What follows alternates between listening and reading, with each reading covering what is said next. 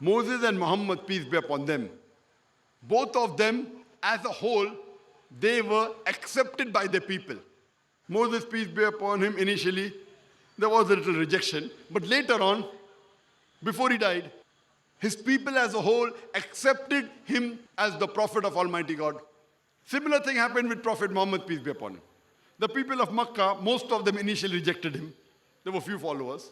Later on, almost all, the majority of his people, they accepted Prophet Muhammad, peace be upon him, as a messenger of Almighty God.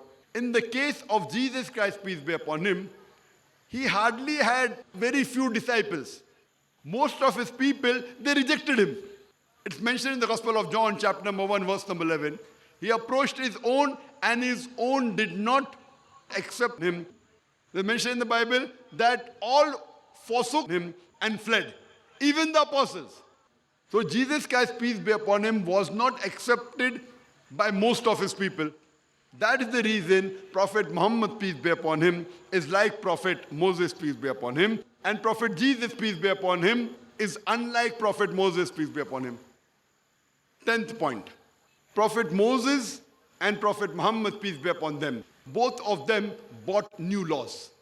But Prophet Jesus, peace be upon him, he did not bring any new law. It's mentioned in the Gospel of Matthew, chapter number 5, verse number 17 to 20. Jesus Christ, peace be upon him, says, "Think not that I have come to destroy the law of the prophets. I have come not to destroy, but to fulfill. Unless the heaven and the earth pass away, not one jot or tittle shall pass away from the law until all be fulfilled. And whosoever shall break one of the least commandments shall be called least in the kingdom of heaven. And whosoever shall keep the commandments and teach men to do so shall be called great in the kingdom of heaven. Unless your righteousness exceeds the righteousness of the scribes and the Pharisees, in no way shall you enter the kingdom of heaven." So Jesus Christ, peace be upon him, only came to reconfirm, fulfill the law that came before.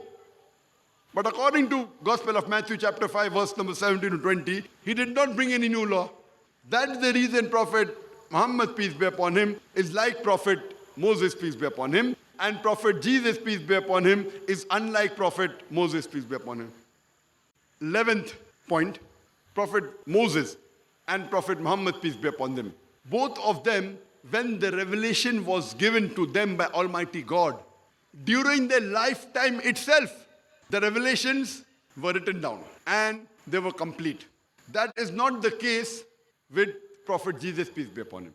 Prophet Moses, peace be upon him, when he got the revelation, during his lifetime itself it was written down. Same with Prophet Muhammad, peace be upon him. When the Quran was revealed over a period of 22.5 years, during his life itself, it was written and compiled.